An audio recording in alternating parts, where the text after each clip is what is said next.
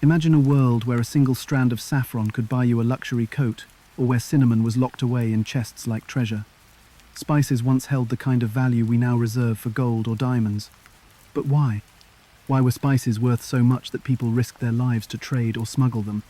Tonight, we'll uncover how everyday seasonings like pepper and nutmeg became symbols of status, currency, and even power in medieval Europe. Let's get to it. All right, imagine walking into your kitchen not to grab a snack, but to check on your spices. You carefully count them, one by one.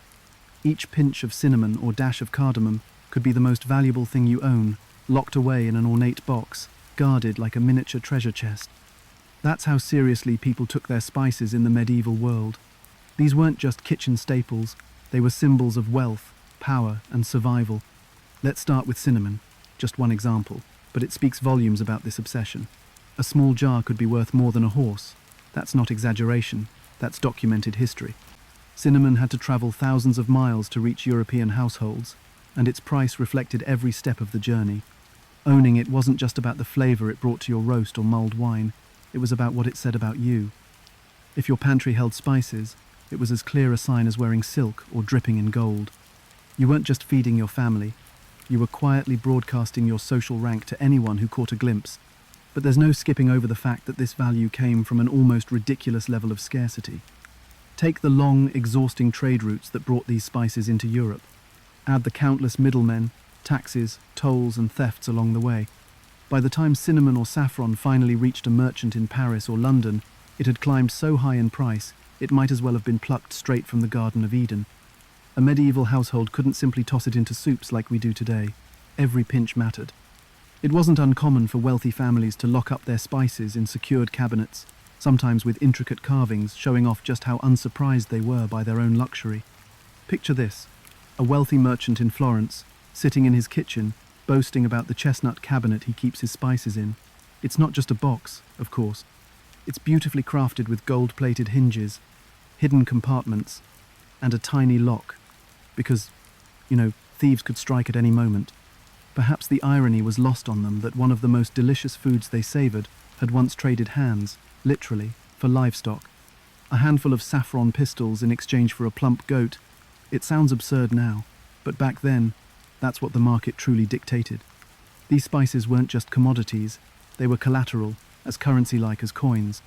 So, yes, many spices were hidden away. Some were rationed more carefully than grain, others brought out only on special occasions. A single meal prepared with saffron or cinnamon wasn't even about the flavour. Sometimes, it was more of a culinary flex, a message to your dinner guests that you could casually sprinkle wealth over a plate of mutton. But if subtlety wasn't your thing, spices also had a reputation in business deals. Stories persist of land being bartered for cloves or fleets of ships traded for nutmeg. Think about that. The materials that carried civilization across oceans were exchanged for seasoning. Now, you might wonder how the world got to this point, where items you could pocket in one hand held the same weight as entire farmlands. Part of it was exclusivity. These weren't local goods that anyone could farm behind their house. They came from distant, exotic places. Cinnamon from Ceylon, black pepper from the Malabar coast, saffron painstakingly harvested from crocuses in specific climates. Farmers in Europe didn't grow these. Frankly, they wouldn't have known what a spice plant looked like. And this mystery around their origins only added fuel to their value. These weren't just seasonings. They were gifts of the unknown, somehow exotically transported from beyond the visible horizon. The long trade routes that brought them across seas and deserts didn't help either. When something traveled for months or years to reach you, it felt different. No matter how unromantic the story might have been, camels trudging through blistering heat, sailors hoping to avoid shipwreck, it all added this aura of the extraordinary. People didn't just want to taste the spice, they wanted to feel its distance, its danger, its improbability. But wealth and mystery alone weren't the whole picture. The true allure of spices in medieval Europe often leaned into their multi-purpose nature. They weren't just for eating, after all. Cinnamon warmed your stew, but saffron doubled as medicine. Cloves sweetened your wine and masked the stench of less than fresh meat. Nutmeg allegedly warded off diseases, which, in a plague-infested Europe, was a very compelling selling point. To add to their mystique, spices even entered the realms of diplomacy and religion. A chest of cinnamon could buy you the favor of a monarch. A gift of saffron might broker peace. or at least keep a fragile truce intact just long enough. But if you're picturing a smooth and straightforward trade system, think again. Behind this culinary status competition were merchants who risked life and fortune to bring these treasures to market. Whether it was the bandits threatening caravans crossing the desert, or the high seas riddled with pirates, every step of the process was, in a word, chaotic. In Venice, where merchants eventually seized control of much of the spice trade, the stakes only got higher as control over these goods started to weave into political power. But what made Venice the center of all this? That's a story that begins on the very routes these spices traveled, full of risk, intrigue, and not a small amount of cunning. Let's head to the trade routes. What would you pay for something that had traveled over deserts and seas, through territories riddled with thieves and toll collectors, before finally making it to your table? That's the kind of journey spices endured. Each pinch of pepper or cinnamon brought with it an unseen adventure, a journey spanning continents and stretching across years. The distances were staggering, the risks were endless, and the price, well, let's just say this wasn't the kind of thing an average household could dream of throwing into a stew. The spice trade routes were nothing less than grueling. Picture a network starting in the fabled Indian Ocean, weaving its way through ports in the Middle East, and eventually spilling into Europe, often ending in marketplaces controlled by wealthy Venetian merchants. But this wasn't a straight line. Think of it more as a relay race, where the baton was handed off again and again. Each time the spices changed hands, they picked up new costs. A middleman here, a toll there, and by the time that sack of pepper landed on a European table, its price had been multiplied by an almost absurd amount. Pepper, which many referred to as black gold, became so precious that a handful of the small black grains could command the kind of fortune that most people would never see in their lifetime. But before you picture those black peppercorns casually journeying to Europe in polished, efficient caravans, think again. The spice trade routes were nothing short of treacherous. Caravans crossing scorching deserts weren't just battling heat and exhaustion. They were also prime targets for bandits who knew that a single chest of cloves could make them rich beyond their dreams. Sailors traversing the seas had their own hurdles, storms that could sink a ship in minutes, or worse, pirates ready to strip their ships bare. These weren't rare occurrences. They were just part of the routine, the background noise of the spice trade. And then there were the tolls. Every stretch of land, every port, every checkpoint controlled by a ruler, or, worse, a rogue warlord, turned into an opportunity to demand payment. One poor merchant, according to an almost sympathy-free 14th century account, lost 2/3 of his cargo just bribing his way through checkpoints. That's 2/3 of goods gone before they even made it halfway to their destination. And this wasn't unique to him. Everyone in the spice trade factored in losses like this, whether from bribes, theft, or simple spoilage during the long journey. Peppercorns were hardy, but other commodities, like saffron and cloves, could be damaged just by exposure to moisture. The logistics were relentless and unforgiving. By the time spices reached Europe, their value had skyrocketed to levels that now sound utterly ludicrous. Let's take pepper as an example. Originating in the Malabar coast in India, it would pass through countless hands. Arab merchants first, then Persian traders, crossing the Red Sea into Egypt or heading overland to join caravan routes through the Levant. Eventually, it would make its way to Venice or Genoa, where it would land in the hands of wealthy merchants who knew exactly how much the European elite would pay for a taste of its distinct, sharp aroma. At every stage of this journey, someone added a fee, and then another, and then another. By the time peppercorns sat in a merchant's chest in Europe, they were weighed almost like gold. Literally. There are records of buyers counting out individual grains of pepper as they finalized purchases, because each one represented too much money to risk spilling on the floor. But as strange as it sounds, this wasn't just about taste or even scarcity. The journey itself added to the mystique. It wasn't just pepper, it was pepper that had endured unimaginable treks and exotic adventures to land on your table. And because trade in the Middle Ages wasn't exactly transparent, merchants took full advantage of the distance between supply and demand.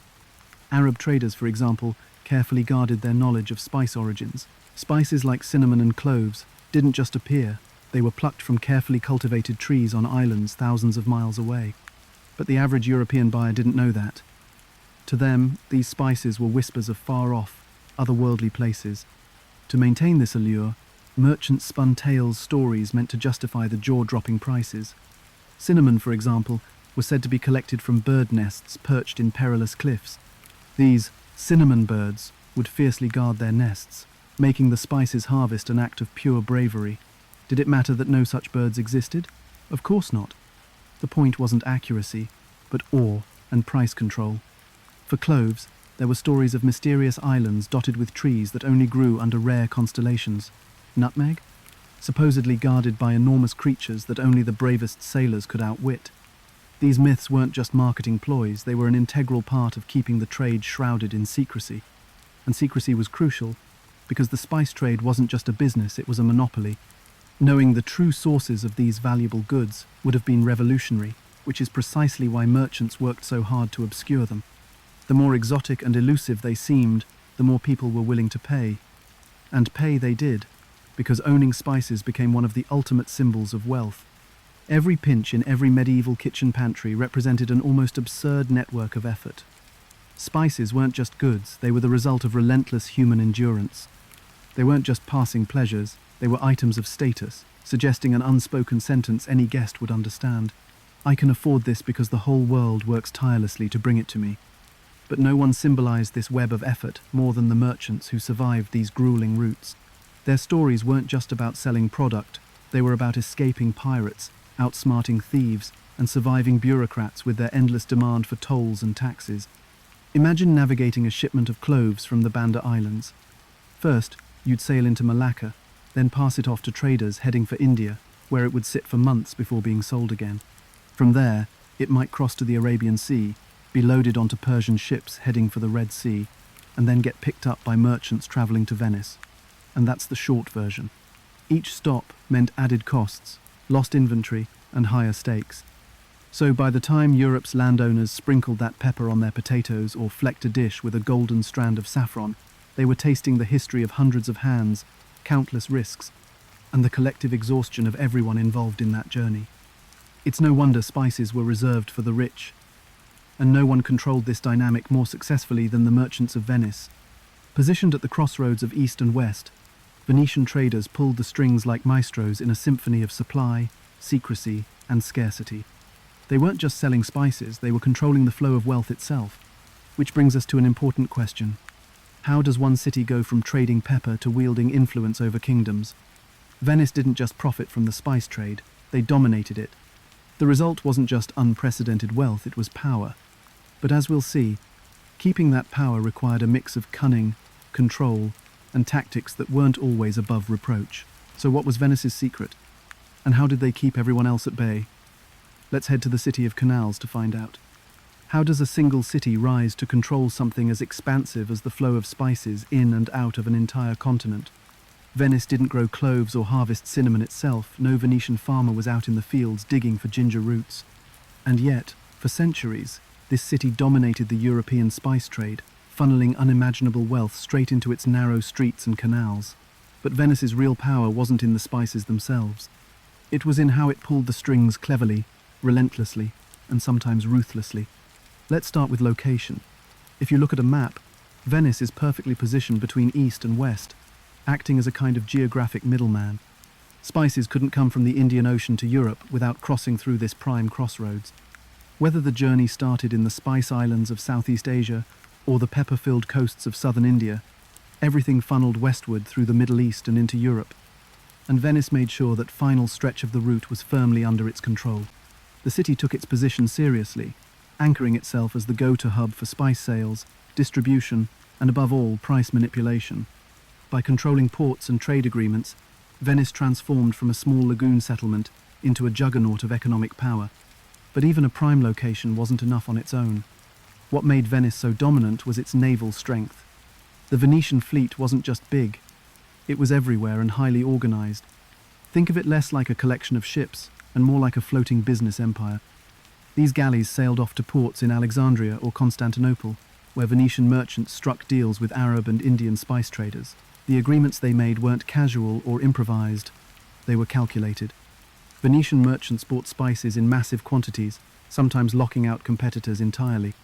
With exclusive deals in hand, they returned home with enough saffron, cinnamon, or pepper to keep Europe hooked, but not too much, because scarcity was key.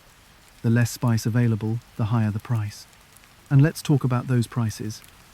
Venice knew exactly how to play the economic game. The city's leaders weren't satisfied with simply profiting from the trade. They manipulated it at every possible level. One of their favorite tricks? Controlling supply. If a shipment of cloves had just arrived, they didn't flood the market with it all at once. Instead, Venetian merchants would hold some inventory back, releasing it strategically to keep demand high. This wasn't just good business, it was a masterclass in controlling an entire economy. Wealthy European buyers had no choice but to play along, scrambling to keep their stocks of pepper and saffron intact. A noble banquet without spices wasn't just a culinary disaster, it was a public embarrassment. But let's not give the Venetians too much credit for fair play. They weren't above bribery, and no deal was too small. Venetian merchants greased palms at every level, handing out gifts of spices to port officials, toll collectors, and anyone else who stood between them and smooth sailing. This constant flow of pepper bribes and saffron incentives helped ensure that Venice's shipments passed through checkpoints faster, safer, and with fewer disruptions. It wasn't exactly an official strategy, but it worked. And in a trade as high stakes as spices, efficiency sometimes mattered more than honesty. Venice's control didn't just stop with the merchants either, it stretched into the city itself. The storage and transport of spices were handled with intense precision. Spices arriving in Venice were stored in tightly guarded warehouses, each carefully managed to prevent theft or spoilage. These weren't small wooden sheds tucked behind markets, they were massive complexes designed to handle trade on a scale most cities couldn't even imagine. Officials inspected shipments thoroughly, counting and cataloguing every grain of pepper, every stick of cinnamon. Nothing was left to chance. Even warehouses themselves became symbols of Venice's power. The biggest and most famous, the Fondaco dei Tedeschi, wasn't just a storage site, it was essentially a fortress of trade. From this nerve center, Venice coordinated its spice empire. Now, let's talk about the sheer volume of wealth all this brought in. Remember, Venice didn't grow these spices. Their wealth came from their ability to tax, store, and mark up the goods being funneled through their ports. Every step of the trade that passed through Venice came with a fee, and those fees built the Renaissance city we think of today. Want to build a cathedral? Spice money. Fund a new palace? Spice money. Commission paintings, sculptures, and public art so grand that they'd endure for centuries. You guessed it, spice money. Venetian wealth didn't just raise buildings, it bankrolled their reputation as a cultural and political powerhouse. They weren't just rich, they looked rich, which mattered just as much. But nothing about this was easy to maintain. Venice's hold on the spice trade depended on keeping their competition at bay, and that led to some seriously intense rivalries. Neighboring cities like Genoa were never happy about Venice holding all the cards. Competition over trade routes got ugly fast, leading to naval skirmishes, trade wars, and instances of outright sabotage. Controlling such a valuable commodity meant constant vigilance, not just against foreign powers, but also against local fraud and smuggling. The harder Venice worked to maintain its monopoly, the more desperate others became to crack it. And fraud wasn't just a minor issue, it was a full-blown economic threat. For every official spice shipment arriving in Venice, you can imagine someone, somewhere, trying to import something fake. Peppercorns made from dried juniper berries, or saffron dyed with cheaper plants, fake spices flooded Europe, taking a small but noticeable chunk out of legitimate trade profits. Even within Venice, counterfeiters and smugglers tried to operate under the radar, risking severe punishment to make an easy fortune. In response, Venice tightened its inspections even further, employing systems of checks and penalties that were as relentless as they were paranoid. After all, the city was only as powerful as its ability to ensure that the cinnamon leaving its ports was real, not someone's ground-up garden bark. Despite these challenges, Venice held on to its dominance for an impressively long time. By the height of their power in the 15th century, they weren't just profiting from global trade, they were shaping it. Europe's obsession with spices only grew as Renaissance tastes expanded, and Venice kept feeding that obsession. It wasn't just about seasoning food anymore. Spices represented status, wealth, and prestige on a level that extended far beyond the kitchen. When a shipment of pepper arrived in Venice, the ripples could be felt in palaces, courts, and kitchens across the continent. But no empire lasts forever, and Venice's chokehold on the spice trade was no exception. As the age of exploration dawned, rival powers like Portugal and Spain began to seek their own routes to the spice-producing regions of Asia. These new sea routes bypassed Venice entirely, cutting their monopoly off at the knees. Suddenly, the trade that had once flowed almost exclusively through Venetian ports was being diverted to places like Lisbon, and with that shift, Venice's golden age began to fade. Still, their legacy is undeniable. Venice was never just a stop on the spice route, it was the axis. The city turned black pepper into black gold, cinnamon into currency, and saffron into an object of desire powerful enough to spark wars. The wealth from that dominance built a city of unparalleled beauty and cultural influence, proof that spices weren't just luxuries, they were engines of transformation. Of course, not everyone in Venice was playing fair. In a world where merchants staked fortunes on spices, fraud and smuggling played a surprisingly common role. How did counterfeit goods sneak past Venice's strict controls, and who dared to tamper with something as valuable as saffron? Let's follow the trail of deception. What if that cinnamon stick you sprinkle in your latte was just ground up bark from a random tree? If you lived in the Middle Ages, chances are that was exactly what you were getting. Back then, counterfeit cinnamon, saffron, and even pepper were as rampant as fake brand-name sneakers are today. The medieval spice trade wasn't just a story of long journeys and valuable cargo, it was also a world rife with trickery, fraud, and people willing to stretch the definition of genuine for a quick profit. And, honestly, who could blame them? When a pinch of saffron cost nearly as much as a sheep, forging it became an attractive business move if you could stomach the risk. First, let's establish just how easy it was to manipulate spices. Unlike a gold coin that you could test with your teeth, spices weren't as simple to verify. It's not like medieval buyers had laboratory tools or a clear understanding of what they were purchasing. If someone handed you a sack of powder and swore it was pure cinnamon, you'd probably take their word for it, especially if it was sold in a dimly lit stall with a merchant flashing a convincing grin. And this made fraud an art form. Tree bark dyed with herbal extracts passed for cinnamon. Juniper berries, cheap and small, were crushed into pellets that anyone with enough nerve could pass off as peppercorns.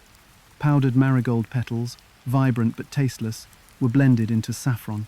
From the perspective of a buyer in medieval Europe, if it looked like a spice, smelled vaguely exotic, and came with a steep price tag, then surely it had to be real. The stakes were high.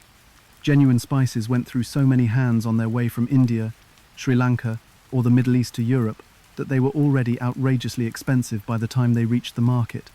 This created a perfect storm for counterfeiters. High value meant high potential profit, and let's face it, even fakes could get the job done if no one paid close attention. Sometimes, buyers didn't even mind that they were purchasing obvious imitations, because just owning spices in any form, even fraudulent ones, made a bold statement.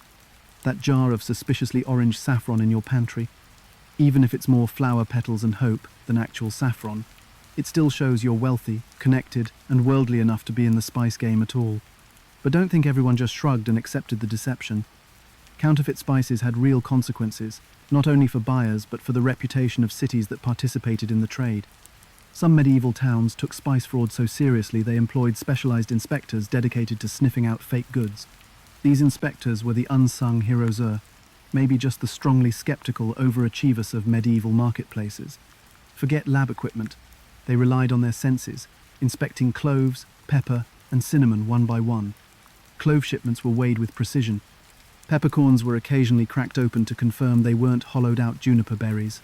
It was part quality control, part theatre. But it worked. If a merchant was caught trying to sell fakes, it wasn't just embarrassing, it could ruin their career. Or worse, their life. One infamous case from Ghent gives you an idea of just how intense this could get. A merchant was busted blending real cloves with dyed mulberry buds in an attempt to stretch his inventory. His defense? He claimed the mixture was beneficial in some vague, medicinal way. The spice inspectors didn't buy it. The city council fined him the equivalent of a year's rent and emptied his entire pantry. This wasn't an isolated case. Medieval punishments for spice fraud could be shockingly severe. In Basel, for example, one unlucky merchant found himself forced to eat his entire stock of counterfeit spices. Imagine sitting in the town square, stuffing yourself with fake pepper while the entire city looked on, probably heckling between bites. It wasn't just a penalty, it was public humiliation, and depending on the quality of your fake goods, possibly a slow and painful digestive ordeal. The severity of these punishments speaks to how much value was placed on spices. In medieval Europe, spices were more than just commodities, they were icons of status, and their trade underpinned entire local economies. Fraud threatened that delicate balance, undermining trust in the market and turning what should have been a treasure into a source of resentment. And yet, the demand was so relentless, the prices so outrageous, and the profits so tempting that counterfeiters kept trying their luck. Every fine, every public shaming, Every burnt sack of fraudulently dyed saffron threads barely scratched the surface of the problem. And saffron, that bright little thread, was often at the center of it all. Saffron is a labor-intensive spice, requiring thousands of flowers to produce just a handful of usable threads. Its value was astronomical, so counterfeit versions were practically inevitable. One popular trick among fraudsters: taking cheaper plants, drying and dyeing them, and passing them off as the real thing. Since saffron was often sold in small bundles tied with cloth, it wasn't hard to hide these fakes amidst a genuine batch. And despite strict inspections, counterfeit saffron occasionally slipped through. But why not? A single bundle could bring in more money than most people earned in months, making it one of the most irresistible targets for fraudsters. But here's the twist. Fraud wasn't just a problem with sellers, it went both ways. Buyers would sometimes dilute the spices they purchased, padding their stocks by mixing genuine pepper with cheaper alternatives before reselling it. It's easy to imagine a farmer or innkeeper deciding that, for their purposes, a half-and-half blend of pepper and crushed gravel might be close enough for seasoning. In larger cities, especially Venice, this kind of tampering became so common that merchant guilds stepped in. These guilds were essentially the spice police, and they had zero patience for people who tampered with goods, whether seller or buyer. They created strict codes and maintained detailed ledgers to track inventory, stamping their approval on verified shipments. In theory, this was a way to protect the legitimacy of the trade. In practice, it made the merchant guilds even more powerful and pretty intimidating. Despite these efforts, spice fraud remained a lucrative industry for centuries, and why wouldn't it? Even with risks like public shaming or harsh fines, the potential payoff often outweighed the consequences. A clever fraudster could make far more with one shipment of fake cinnamon than most craftsmen earned in a year. One particularly bold scheme involved merchants selling sacks of spices that contained little more than rocks or sand at the bottom to increase the weight. The truth usually only came out when the shipments arrived at their final destination, and by then, the fraudsters were long gone, probably drinking expensive wine purchased with their ill-gotten gains. If there's one thing that tied together all these counterfeit schemes, it was the idea that appearances mattered. A sack of fake pepper could still signal wealth. A jar of doctored saffron threads could still make diners at a feast nod with admiration. Spices didn't just flavor food, they flavored identity. People wanted the illusion of affluence as much as they craved the real thing, and fraudsters knew it. The result was a constant cat-and-mouse game between those creating the fakes and the officials trying to prevent them, with medieval consumers caught somewhere in the middle. But of course, fraud wasn't the only challenge in the spice world. For every fake clove sold in a crowded marketplace, there was someone smuggling real cinnamon or pepper across borders to dodge taxes and tolls. And sometimes, the people conducting this spice smuggling weren't the shady characters you'd expect.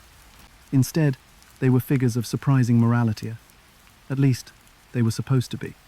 So, what happens when the keepers of virtue end up becoming the smugglers themselves?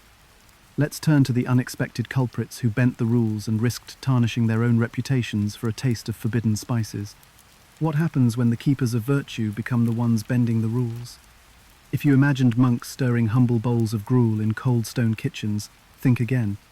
In medieval Europe, monasteries were surprisingly deep in the spice game. These institutions, with their vows of simplicity and modesty, became unexpected power players in the world of trade. Behind their heavy doors, monks were managing spice inventories that rivaled royal households, spicing everything from medicine to meals, and occasionally blurring the line between necessity and indulgence. And when they couldn't get these rare treasures through official means, well, let's just say not every cart rolling into the abbey was fully accounted for. Spices were an undeniable part of monastic life. On the surface, they were justified by noble purposes: religious rituals, healthcare, and of course, feeding countless hungry monks and visitors. But necessity had a habit of expanding into luxury within monastery walls. While the average villager was choking down bland bread and thin beer, monks were quietly improving their meals with a dash of cinnamon here, a sprinkle of saffron there, a pear gently poached in spiced wine. Not exactly what you'd picture as modest dining. Yet it was written down, in confident Latin no less, as part of a medicinal preparation. And that's the loophole. If the spice served a higher purpose, be it healing, balancing the humours, or aiding ritual, then it wasn't indulgence. It was responsibility. Take saffron, for example. This delicate little strand was as valuable as gold and easily 10 times harder to acquire. Yet some monasteries managed to stockpile enough of it to keep their kitchens buzzing. Clerics claimed it was necessary for treating melancholy, which in medieval medicine was no small ailment. They even prescribed nutmeg to improve sleep, and not just sleep, but the quality of dreams. Small doses under the tongue were thought to guide the soul to visions of clarity. Whether that worked or not is up for debate, but diary entries preserved in one monastery make some curious claims about spectral encounters involving Saint Sebastian and, for some reason, a wheel of cheese. True or not, it was one more reason for monks to keep a steady supply of spices on hand, both for themselves and their guests. The truth, though, is that monasteries weren't just end users of spices, they were hubs. These were places of order, learning, and careful record-keeping, and that extended to their kitchens. Monks meticulously catalogued their spice stores like museum curators or treasurers. Inventories read like poetry: saffron strands golden and without blemish, or cinnamon, sound in scent, suitable for broth or compress. Nothing was done carelessly. In some cases, cabinets storing these goods were guarded with such strict measures that 4 different monks held separate keys, each needed to open them. Why? Because spices weren't just seasonings, they were wealth, as valuable as any relic kept in the abbey's reliquary. A heavy hand with the nutmeg or a pinch too much cloves during Lent could lead to suspicions, if not an outright scandal. And then there were the monks who went a step further. Officially, monasteries discouraged luxury, but unofficially, they made sure their larders were well stocked with the best the spice world had to offer. Some of these orders engaged in minor acts of smuggling, nothing too brazen, but small shipments tucked into wax-sealed bundles or hidden in the folds of cloaks. If a worldly merchant knew that the brothers of a certain abbey had an appetite for well-aged cinnamon or preferred their cloves whole rather than ground, he might make a few unreported deliveries. These quiet exchanges greased the wheels of monastic life, benefiting both parties. After all, a merchant who earned the favor of a rich abbey could count on more than just payments. Blessings were good business back then. That said, these interactions weren't always seamless. One monastery in France reportedly faced a scandal after 2 brothers were caught illegally spicing their cream during a fast. The cream was said to be truly inspiring, though not inspiring enough to save the brothers from a humiliating transfer to latrine duties. Outside observers were quick to notice moments like these, and satirical poems circulated portraying monks as greedy spice-mongers, lounging in their warmed cells and murmuring grace between bites of saffron rice. These jabs may have been exaggerated, but they weren't entirely unfounded. Monks walked a fine line, balancing their spiritual mission with their very real enjoyment of well-flavored meals. But why take the risk? Why jeopardize a monastery's reputation to smuggle in a sack of pepper or barter for a clove shipment? The answer lies in a deeper perspective. Spices weren't just indulgent luxuries, they were sacred tools. They flavored more than food, they flavored the spirit. Rituals often involved spices, from incense burning to offerings at feasts or fasting meals. Even the kitchen work was layered with intention. A broth spiced correctly was thought to heal the body and, in some cases, align the soul. Spices grounded prayers, helped in ceremonies, and offered monks a tangible way to connect earthly goods with divine purpose. Then there was the practical side. Monasteries were early centers of medieval healthcare. Infirmaries ran slowly but efficiently, treating ailments with a mix of piety and trial-and-error medicine. Spices played a massive role in this, working as antiseptics, stimulants, or even psychological cushion. Saffron for sadness, pepper for headaches, cloves for damp humorset, all came back to a belief that the world's ailments could be balanced if you just used the right mix of ingredients. A monk might stir a pot of wine spiced with ginger, cinnamon, and cloves, saying a psalm as the steam curled into the room. Whether this did anything tangible is debatable, but it probably made the patient feel better if, not from the medicine, then from the warm, aromatic remedy and its associated sense of care. Of course, not all spice uses were purely medicinal or ritual. Secret blends became a trend. Monks experimented, creating concoctions with names like comforting tonic for the fourth humor, or cordia sacra for cold temperaments. These recipes weren't just obscure, they were jealously guarded. In one monastery, a favorite blend known as Giles's warming draught had to be banned after a visiting bishop got carried away with 3 spoonfuls and burst into an off-key rendition of the liturgy. The monks quietly renamed the mixture and continued making it, proving that even religious institutions loved a well-kept secret. Whether hiding spices away in locked cabinets or subtly altering trade agreements, monasteries became unlikely participants in the global spice trade. They weren't producing peppercorns or running ships, but their guarded inventories rivaled those of any noble court or merchant guild. Spices arrived on mule carts or ships, hidden in cloth, carefully repackaged, labeled, and stored with almost reverent precision. Every step involved care, control, and a quiet acknowledgement that these goods were far more than simple condiments. But for all their care, monks couldn't entirely escape scrutiny. Accusations of worldly indulgence became a recurring theme, with critics pointing out that no vow of poverty should include dining on saffron-infused stews or nutmeg-dusted desserts. Yet, in a note tucked into the back of a monastery manuscript, one anonymous monk defended their practices. Let the broth be pleasing but not proud. Let the spice serve the spirit, not the appetite. Unless the guest is very old or has travelled far, then give him the good bowl. It's a sentiment as practical as it is poetic a reminder that even the spice trade, with all its wealth and temptation, still had moments of balance and consideration. Monasteries handled spices with a precision and care rarely found outside their walls. Their spice cabinets were treasures, their recipes subtle masterpieces, their rituals intricate blends of practicality and belief. But the uses of spices didn't stop here. Beyond the cloisters and kitchens, spices found another role entirely: medicine. How did these rare, expensive goods become tangled up with medieval healthcare and even myths of miracle cures? Let's stir the pot a little further. Could a pinch of nutmeg save your life? In the Middle Ages, a surprising number of people seemed to think so. A spice wasn't just seasoning back then. It could be hope, a lifeline, or even divine intervention. Whole medical theories formed around these rare and expensive goods, with just enough truth peppered into the claims to make them believable. And for medieval doctors, peddling the power of spices straddled a curious line between science, faith, and market demand. If you could promise someone that a dash of clove or a spoonful of cinnamon wine might prevent the plague, who wouldn't empty their coin purse to buy it? Let's start with nutmeg, which was basically the miracle drug of its time. Need help digesting that suspicious pork pie you ate yesterday? Nutmeg. Feeling down, sluggish, and all around uninspired? Nutmeg again. Have a mysterious fever that might or might not be fatal tomorrow morning? You guessed it, bring out the nutmeg. Its reputation as a cure-all wasn't based on subtle claims either. One popular belief held that carrying a nutmeg close to your chest, preferably wrapped in silk, would protect you from bad airs. In case bad airs doesn't ring a bell, many medieval folks thought diseases floated around like invisible poison clouds, a theory that conveniently fit the era's lack of germ-related knowledge. The idea was simple: strong, exotic aromas could overpower the harmful vapors. Nutmeg wasn't just medicinal, it was wearable protection in a pocket-sized form. Cloves came with their own impressive resume. Aside from adding warmth to medieval dishes, they were thought to balance the body's humours. The mythical four fluids medieval medicine believed controlled everything from personality to health. If your humours were out of whack, cloves were here to save the day. They weren't just useful internally either.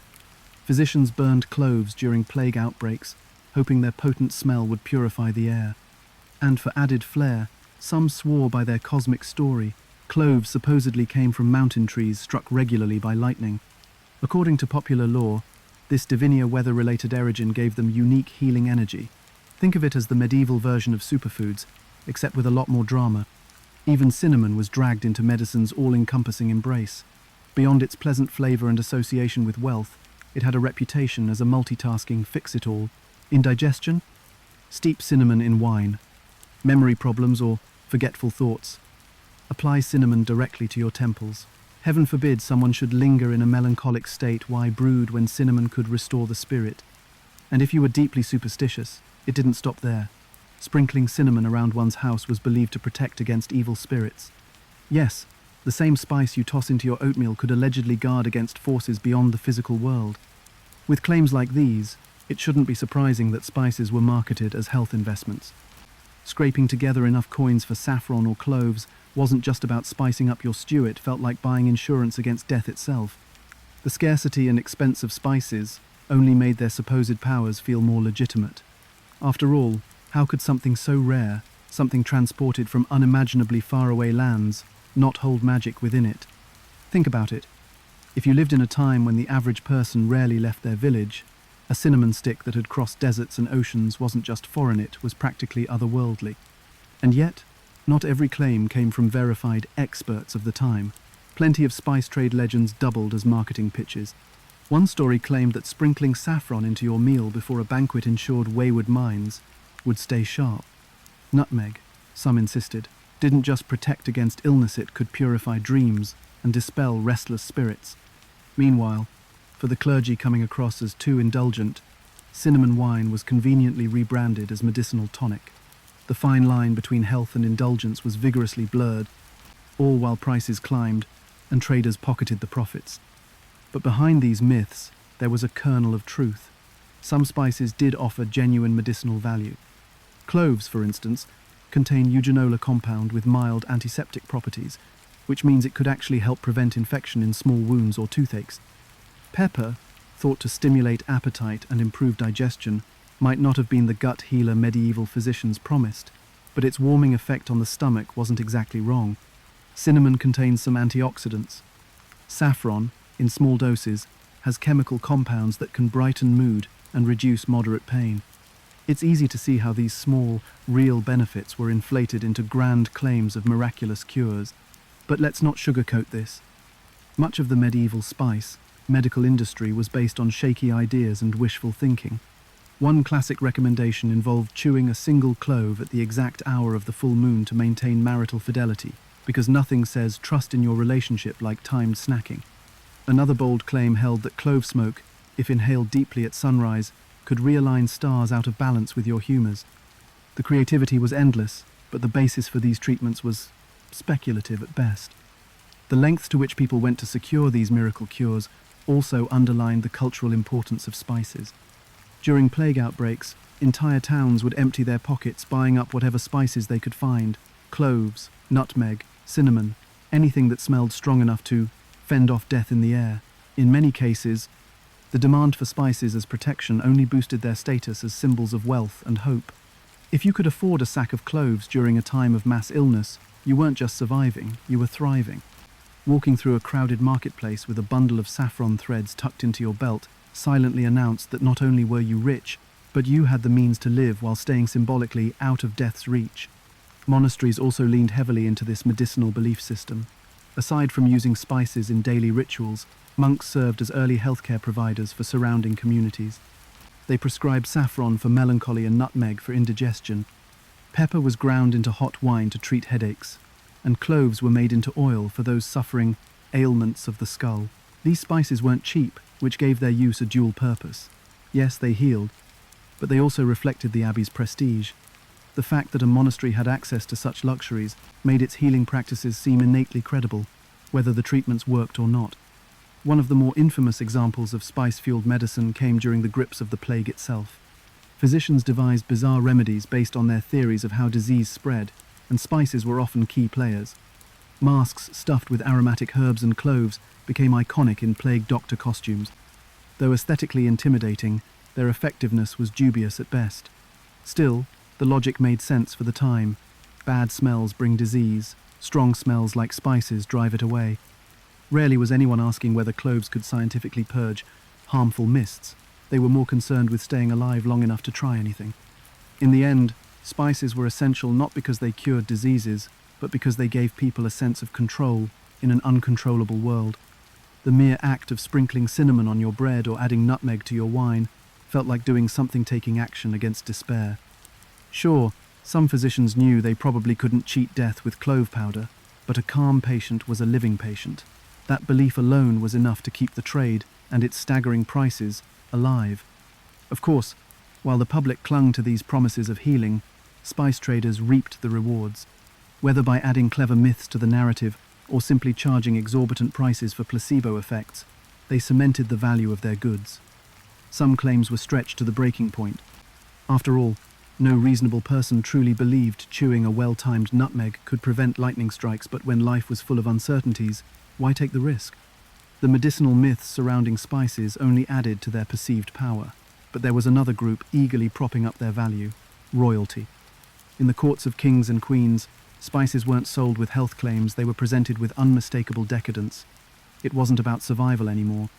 It was about showing the world you controlled, the rarest luxuries, And no one represented that better than the rulers whose banquets glittered with powdered gold and saffron infused everything. But how far did monarchs go to keep their spice-stocked personas intact? Let's open the doors to the royal dining halls and find out. Imagine sitting at a royal banquet, staring at dishes so laced with spices that the smell alone is overwhelming. It's not just food, this feast isn't about flavor, it's about power. Each plate is a heavy-handed performance, dripping in cinnamon, saffron and clove to send a clear message. The monarch hosting this meal isn't just wealthy, they control something rare, something distant, something only a handful of people in the world can acquire. This was more than dinner.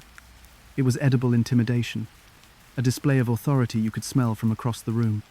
In royal courts, spices meant status. Sure, they added complexity to dishes, but their real value lived elsewhere. Spices were geopolitical trophies, proof of a ruler's connections, wealth, and dominance over trade routes. The more saffron on the table, the louder the message. We can afford luxuries most of you will never see, let alone taste. Forget castles, gold goblets, or jeweled crowns. Your pantry was where your true power showed. And it wasn't just about having spices, it was about using them audaciously, turning every bite into a reminder of the monarch's ability to control the rarest luxuries on earth. That kind of control was carefully managed. In most courts, someone held the exclusive, and frankly stressful, title of Royal Spicier. Their job? To oversee the palace's spice stocks down to the last grain of pepper, ensuring not one costly clove went to waste. This wasn't a minor role. The spicier managed saffron reserves the way modern treasurers handle budgets. Every cinnamon stick, every nutmeg kernel, each spoonful of ginger powder, they all had to be tracked, accounted for, and dispensed strategically. The spicier's duties extended to cooking, especially when entertaining royal guests. If a visiting dignitary was being shown the full force of the king's wealth in one dish, that dish would likely feature saffron so thick it turned the stew bright yellow, or a pudding so heavy with nutmeg it barely qualified as dessert anymore. Too much? Oh, absolutely. But subtlety wasn't on the menu here. These banquets weren't just gatherings, they were political arenas. Take saffron, for example. The sunny yellow threads weren't just reserved for the royal kitchen, they appeared in treaties, dowries, even punishments. Rulers didn't just trade spices as goods, they sent them as gifts to curry alliances, mend relationships, or establish dominance. A box of cloves sealed with royal wax was the medieval equivalent of a diplomatic handshake. But the absence of a promised spice? That was a statement too. Court records from one French king's reign note the near scandal caused when an expected shipment of cinnamon failed to arrive with a foreign envoy. It wasn't just a missed delivery, it was an offence, a diplomatic oversight with very real consequences. But it didn't stop at diplomacy. Spices reinforced social hierarchies right down to how people were seated at the table. Ever heard the phrase, below the salt? In royal halls, salt and other seasonings were often placed prominently at the centre of the table, a not-so-subtle marker of status. Those sitting closest to the spices were the high-ranking guests, while those further down the table got under-seasoned versions. The food was literally telling you where you stood in society. And if you ended up with a bland, spice-free portion, well, no one needed to say anything. The message was plastered all over your plate. Even punishments could be tied to these coveted goods. In a curious case from a German duchy, a rebellious noble was sentenced to house arrest under strict conditions. No pepper. The punishment allowed for meat and salt-basic survival staples, but spices were strictly off the table. This wasn't just dietary cruelty, it was deliberate deprivation. For someone accustomed to pepper-stewed meats and clove-spiced wines, taking away these luxuries hit harder than banishment. According to reports, the noble repented almost embarrassingly fast, proving once again how tied these rare seasonings were to daily life, even for the elite. And yet, if a royal feast seemed excessive, it was nothing compared to special occasions. Weddings, coronations, funerals, these were opportunities to go all in on spice displays. Take a 15th century French coronation as an example. The feast included peacock served in a saffron glaze, trout paired with clove compote, and a pudding so spiced with nutmeg that rumours claimed it still smelled faintly of the spice decades later. The sheer expense of these dishes was the point. Monarchs weren't just feeding guests, they were showcasing the wealth of their kingdom in edible form. But spices didn't just stay in the kitchen. Royals used them in fashion too. Gloves scented with clove, pomanders stuffed with cinnamon and nutmeg, sachets pinned to cloaks, These were calculated moves to turn even personal appearance into a display of wealth. It wasn't enough to have power, you had to smell like it too. A monarch greeting foreign dignitaries with faint traces of cinnamon radiated sophistication and control. The implication, of course, was that while their rivals struggled to secure basic shipments of pepper, they were out here stuffing their pockets with luxury. Naturally, all this showmanship required careful control of supply. While some crowns splurged recklessly, others hoarded spices like war chests. In one infamous case, an English queen reportedly cut cinnamon entirely from court meals for a full year after discovering a steward had used it in what she deemed an unworthy sauce. The steward, needless to say, was dismissed, and the remaining cinnamon was reallocated entirely to desserts. This might sound absurd now, but control over spice usage reflected discipline and power. Mismanaging saffron wasn't just a kitchen mistake, it was a display of weakness. For all their extravagance, monarchs understood the strategic value of spices beyond flavor and prestige. Spices were a resource as critical as iron or grain, and their geopolitical importance shaped alliances and rivalries. French monarchs maintained vaulted spice reserves, carefully guarded stores of cinnamon, clove, pepper, and saffron that were used not just for feasts, but as insurance against trade disruptions. These reserves ensured the kingdom could maintain its image even during shortages. If a famine hit or a shipment was delayed, the royal kitchen could still produce a saffron-laden pudding to impress some visiting noble. Spice reserves weren't just about food, they were a political buffer, ensuring no king or queen was caught unprepared. But securing those reserves wasn't always simple. Monarchs went to great lengths to source their spices, often competing to outmaneuver neighboring rulers. When Portugal and Spain began bypassing Venice and bringing spices directly from Asia, it turned the entire trade system on its head. The ripple effects hit royal courts hard. Suddenly, the monopoly Venetian merchants once held was shattered, and monarchs raced to secure direct access to pepper and cloves. Royal intrigue took on a global scale, with kingdoms looking not just to impress their dinner guests but to secure their empires.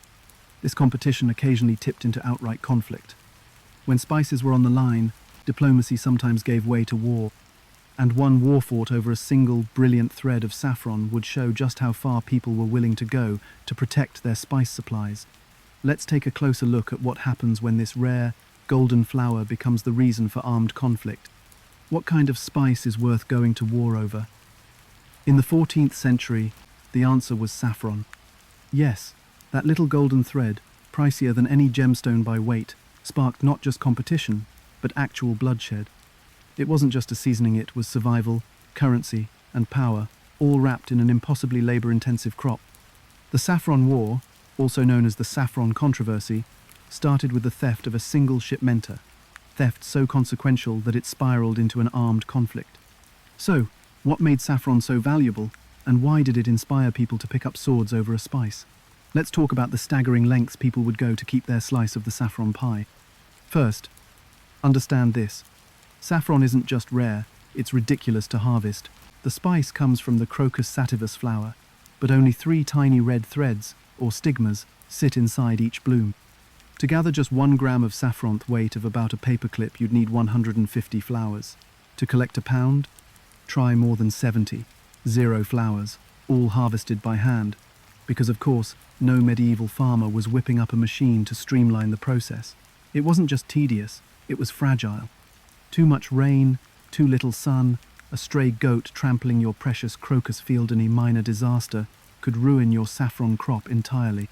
This made the regions where the flower grew rare and fiercely guarded, because wherever saffron thrived, so did wealth. By the time saffron made it to market, it had an astronomical price tag. But that price wasn't just about scarcity, it was about what saffron could do. In food, its vibrant yellow color transformed plain gruel into a dish fit for king sir, at least anyone who wanted to fake royalty. Saffron didn't just flavor bread, soup, or rice, it turned them into statements. A gold-tinged loaf on your table let your guests know you were rich enough to sprinkle money into your meal. On top of that, saffron had uses outside the kitchen. It was mixed into medicines to treat everything from stomach issues to melancholia. It showed up in ointments, incense, perfumes, you name it. Poets called its scent sunlight made smellable, which is quite the compliment for a flower string that looks like red hair. But for merchants, saffron wasn't just desirable, it was dangerous. Transporting it was essentially walking around with a lifetime's savings in your wagon. This brings us to Basel, where a stolen shipment lit the spark that became the Saffron War.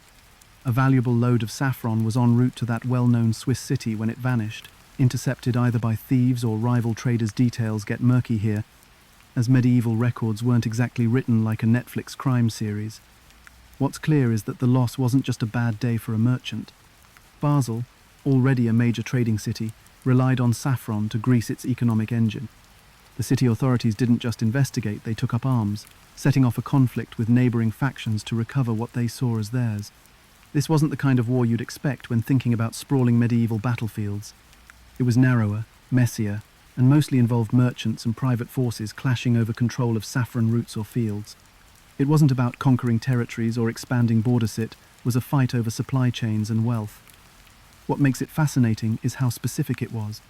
Unlike larger campaigns, which might be about religious wars or dynastic rivalries, this was pure economic protectionism. You're fighting not for a throne, but for control of the crocus fields and the trucks carrying those tiny crimson threads. The stakes may sound small, but they were monumental for everyone involved. Saffron wasn't just about greed, it was survival. The value of saffron also came with another problem: counterfeiting. It wouldn't be a medieval spice story without some good old-fashioned fraud. Because saffron powder was ground before use, it was easy for less than honest traders to adulterate it. Marigold petals, turmeric, or even crumbled bricks dyed yellow were common substitutes. During the Saffron War, the need to protect genuine threads of saffron grew even more intense as counterfeiters tried to capitalize on the chaos.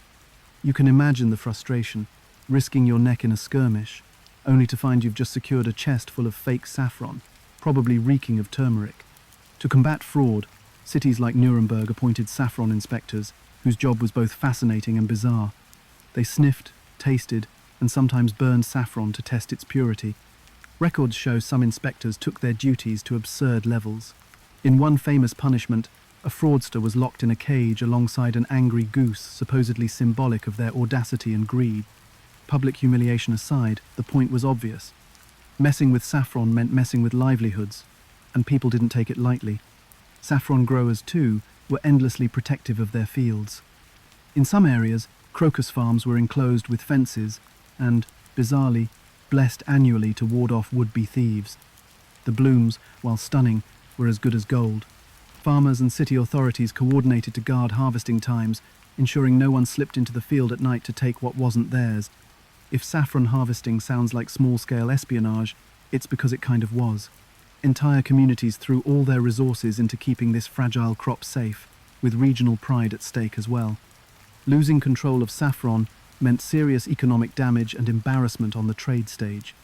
Culturally, saffron brought its own kind of weight.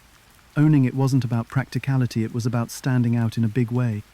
If your bread gleamed with saffron, you weren't just showing off wealth, you were subtly suggesting divinity. The spice's golden color had long been tied to religious symbolism, with its deep yellow tones associated with heaven and purity. Monasteries blessed it, physicians prescribed it, and courts flaunted it like a crown jewel. It was woven into tapestries not literally, but conceptually threads of glory running through medieval identity. As long as saffron threads could shine brighter than gold, they would command loyalty, jealousy, and even war. The Saffron War didn't shake the world in the way larger continental wars did, but it said something profound. It showed how spices were more than just commodities. They were currency, symbols, and lifelines powerful enough to push ordinary merchants and local governments into armed conflict.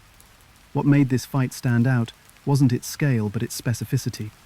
Imagine explaining to someone unconnected to the trade that you'd gathered swordsmen to hunt down flowers.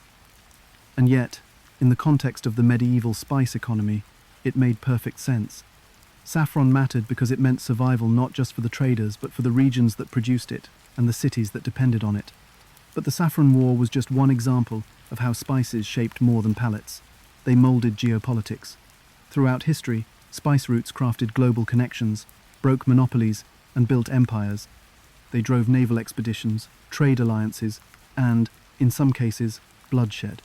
Saffron was only a thread in the larger tapestry, just one chapter in a much bigger story about how something as small and fragile as a flower's stigma could change the world map. So, when you sprinkle saffron into your rice, or drop a few threads into soup, you're not just cooking. You're participating in a legacy of toil, secrecy, crime, and prestige. And it wasn't just saffron.